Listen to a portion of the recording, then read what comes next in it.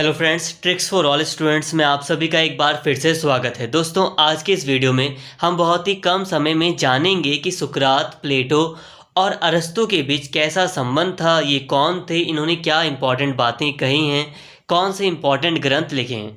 तो काफ़ी कुछ जानेंगे। तो प्लीज़ थोड़ी सी ज़्यादा बड़ी वीडियो नहीं है ये, इसको देख लें ताकि आपके माइंड में कॉमन अंडरस्टैंडिंग आ सके इन तीनों के बारे में। तो सबसे पहली बात, जो सुकरात था वो प्लेटो का टीचर था। सुकरात का जो जीवन काल था वो था 469 बीसी से लेकर 399 बीसी तक इसका जीवन काल था। सुकरात ने कोई ग्रंथ नहीं लिखा था, उसकी बातों को संवाद के रूप में प्लेटो ने अपने ग्रंथों में शामिल किया है। प्लेटो सुकरात से काफ़ी प्रभावित था। देखिए दोस्तों, सुकरात ने ना कोई भी ग्रंथ नहीं लिखा है। सुकरात ने अपने विचारों को अपने आप लिखकर नहीं बताया है, बट क्योंकि सुकरात प्लेटो का शिक्षक था, मतलब प्लेटो सुकरात के साथ रहा करता था, तो प्लेटो ने सुकरात की जो भी बातें सुकरात से सीखी थी या सुकरात ने प्लेटो को जो भी बातें कही थी, प्लेटो ने उन बातों को अपने ग्रंथों में शामिल किया है। और उसी के ग्रंथों से, प्लेटो के ग्रंथों से ही हमें सुकरात के बारे में जानकारी मिल पाती है। अब देखिए, सुकरात क्या करता था ना कि एक मीटिंग बैठा लेता था। 5-6 लोग, 10 लोग या जितने भी लोग हुआ करते थे, तो वो एक सर्कल बनाकर बैठ जाते थे। अब सुकरात एक टॉपिक ले आता था। सुकरात क्वेश्चन करता था, जैसे कि बताओ न्याय क्या होता है। अब सभी व्यक्ति, सभी लोग अपने अपने विचार देते थे कि मेरे हिसाब से न्याय ये है, मेरे हिसाब से न्याय ये है। तो सुकरात क्या करता था, सभी की बातों को नज़रअंदाज कर देता था, मतलब उन्हें कहता था नहीं, ये आपका आंसर सही नहीं है। तो इसी तरह संवाद चलता रहता था, कम्युनिकेशन होता रहता था, और अंत में सुकरात अपना आंसर देता था। सुकरात सबको सही, मतलब अपनी तरफ से सही चीज़ बताने की कोशिश करता था। तो इस तरह सुकरात ने जो भी बातें बताई वो संवाद के रूप में बताई हैं। जैसे डिस्कशन करते हैं क्लास में, तो वैसे सुकरात भी अपने शिष्यों के साथ, अपने जो उसके जो स्टूडेंट्स थे उनके साथ डिस्कशन किया करता था। तो और इन्हीं संवादों को, इन्हीं कम्युनिकेशन जो डिस्कशन होता था, ये इनको प्लेटो ने अपनी बुक में अच्छे से लिखा है। जैसे कि प्लेटो ने साफ साफ लिख दिया है कि ये सुकरात है और सुकरात के शिष्य हैं, सुकरात ये वाला क्वेश्चन कर रहा है और सब ये आंसर दे रहे हैं, और सुकरात लास्ट में ये आंसर देता है। तो कुल मिलाकर कहा जाए तो प्लेटो के ग्रंथों से ही हमें सुकरात के विचारों की जानकारी मिलती है। सुकरात के विचार एथेंस के लोकतंत्रवादियों को सही नहीं लग रहे थे, जिसके कारण उन्होंने उसे मृत्युदंड दे दिया। अब देखिए दोस्तों, सुकरात को ना मृत्युदंड दिया गया था। सुकरात की अपने आप कोई भी डेथ नहीं हुई थी। अब एथेंस वगैरह की हमने बात कर रखी है, जो सिटी स्टेट हुआ करते थे यूनान के, वहाँ पर लोकतंत्र पाया जाता था। अब वहाँ पे प्रत्यक्ष लोकतंत्र वगैरह पाया जाता था, और सुकरात के विचार ऐसे थे जो कि लोकतंत्रवादियों को, जो लोकतंत्रवादी थे, उनको सही नहीं लग रहे थे। उनको लग रहा था कि ये हमारी सामाजिक व्यवस्था के लिए खतरा है, जिस कारण से उन्होंने सुकरात को मृत्युदंड दे दिया। यहाँ पर एक बात ध्यान देने वाली है कि सुकरात अगर चाहता तो मृत्युदंड से भाग भी सकता था, उसके पास पूरा मौका था, बट उसने ऐसा नहीं किया। उसने कहा कि हर नागरिक का ये कर्तव्य है कि वो राज्य की बात माने, राज्य की बात का अनुपालन करें। तो इसलिए वो वहाँ से नहीं भागा और उसको मृत्युदंड मिला। अब यहाँ पर ध्यान देने वाली बात यह है कि जो प्लेटो था वो सुकरात से बहुत ज़्यादा प्रभावित था। अब जब सुकरात को मृत्युदंड दिया जाता है, जब उसकी मृत्यु हो जाती है, तब प्लेटो ने ऐसी बात कही जिससे हम समझ सकते हैं कि प्लेटो के लिए सुकरात बहुत ज़्यादा इम्पोर्टेंस रखता था। देखिए, प्लेटो ने अपने गुरु के प्रति श्रद्धांजलि इन शब्दों में व्यक्त की थी। प्लेटो ने कहा, मैं ईश्वर के प्रति कृतज्ञ हूँ कि मैं यूनानी के रूप में पैदा हुआ, बर्बर के रूप में नहीं। मैं स्वतंत्र जन के रूप में पैदा हुआ, दास के रूप में नहीं।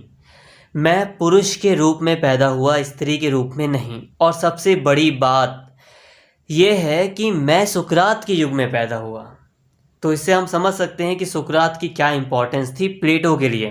प्लेटो ने ईश्वर को, मतलब ईश्वर से कहा कि मैं आपके प्रति आभारी हूँ कि मैं यूनान में पैदा हुआ, मैं स्वतंत्र जन हूँ, मैं पुरुष हूँ, पर इन सबसे बड़ी बात कि मेरा जन्म सुकरात के टाइम पर हुआ। तो इससे हम पता लगा सकते हैं कि वो कितना प्रभावित था। और उससे प्रभावित होकर ही प्लेटो दार्शनिक के रूप में सामने आता है। प्लेटो के अगर हम जन्म की बात करें तो प्लेटो का जन्म 427 बीसी से लेकर 347 बीसी तक इसका जीवन काल था। 427 में इसका जन्म हुआ था और 347 में इसकी डेथ हुई थी। इसने 2 महत्वपूर्ण बुक लिखी थी, रिपब्लिक और लॉज। इसने कई सारे सिद्धांत प्रस्तुत किए, कई सारी बातें की, जिसमें इसने न्याय सिद्धांत प्रस्तुत किया, आदर्शवादी राज्य कैसा होना चाहिए, ये इस बात को इसने इस सिद्धांत को सामने लाया कि एक आदर्श राज्य कैसा हो सकता है। इसने दार्शनिक राजा की बात की, इसने बात की कि दार्शनिकों को राजा बनाया जाना चाहिए। और अपने सिद्धांत प्रस्तुत करते समय प्लेटो ने कई सारी ऐसी बातें बताई, ऐसी सारे सिद्धांत में ऐसी बातें लिखी जो कि यथार्थ जीवन में, असली लाइफ में जिन्हें फॉलो नहीं किया जा सकता था। इसलिए प्लेटो को स्वप्नदर्शी यानी कि कल्पना लोकवादी भी कहा जाता है, क्योंकि इसने कई सारी ऐसी बातें अपने ग्रंथों में लिख दी जो कि वास्तविक जीवन में जिन्हें लागू करना बहुत मुश्किल था। तो इसलिए हम इसे कल्पना लोकवादी भी कहते हैं।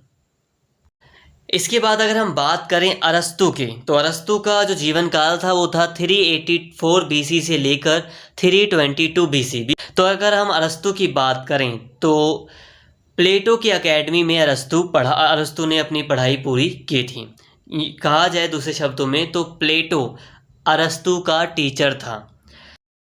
लेकिन हाँ, अरस्तु सिकंदर का टीचर था। देखिए दोस्तों, सुकरात प्लेटो का टीचर था, प्लेटो अरस्तु का टीचर था और अरस्तु सिकंदर का टीचर था। अब सिकंदर कोई दार्शनिक तो नहीं था, बट हाँ, सिकंदर यानी कि अलेक्जेंडर, आपने सुना होगा ना, सिकंदर जो कि मैसेडोनिया का शासक था, एक महान योद्धा था, तो ये उसका टीचर था। हालांकि अरस्तु उसे काफ़ी अच्छी शिक्षा नहीं दे पाया क्योंकि वो योद्धा था। बड़ी बात दूसरी है। अब अगर हम अरस्तु की बात करें तो अरस्तु का जो नाम है वो बहुत बड़ा है। जब हम राजनीति की बात करते हैं तो राजनीति का पिता कहा जाता है अरस्तु को, राजनीति का जनक कहा जाता है अरस्तु को। अरस्तु ने ही एक व्यवस्थित रूप में राजनीति के अध्ययन की परंपरा शुरू की, वैज्ञानिक पद्धतियों का प्रयोग किया। अरस्तु का नाम राजनीति में बहुत बड़ा है।